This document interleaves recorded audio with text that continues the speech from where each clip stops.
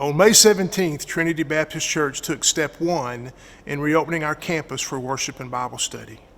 On June the 7th, we're taking step two, which is the same as step one, but also adding to that step the opportunity of having childcare on Sunday mornings. We began our worship services in step one at 8:30 and at 10 o'clock and at 11:30 in step one on Sunday mornings. And we're continuing those times to be the same, but we're asking now if you're going to need childcare, which will be provided during step two, to give the church a call the Wednesday before so we can make sure we have workers and have a space available. One other thing that will be taking place during step two is our midweek Bible study opportunities on campus. Our adults will be in a worship center studying 1 Peter.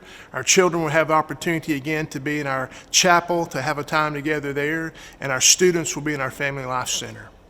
We have anticipated that step three would be the opening of all of our campus for Bible studies and worship services and going back to our regular schedule before we exited our building.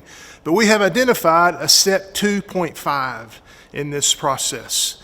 We are eagerly looking at and trying to figure out how we can get our Bible studies back on campus this month. In order to say that, we have to say we're not exactly sure what that looks like yet, but we're working on that with our leadership and our educational ministry teams putting this into practice. But we're anticipating having our Bible studies Bible study classes on campus again this month, possibly in June, but it will not be on Sunday morning. It will be on Sunday afternoons at different times using the buildings that we have to provide for social distancing right now. So we are anticipating bringing to you some more information as that becomes available to us in step 2.5. Step three, again, will be just opening up our building the way that it was before, and we anticipate and hope that that will come soon.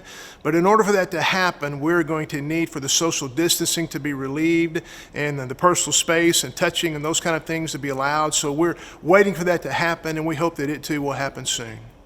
In order for these steps to take place, we're in need for church members to volunteer to serve in some specific ways. We need help.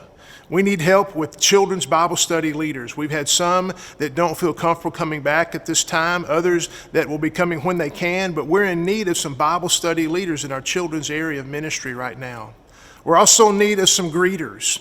Instead of having a set of greeters that greet all Sunday long, we would love to have 3 sets of teams that are available every week. And if we had enough, they might not need to do it every week, but could do it every other week or even once a month if we had enough. We're also looking for some people that can help us with phone counseling.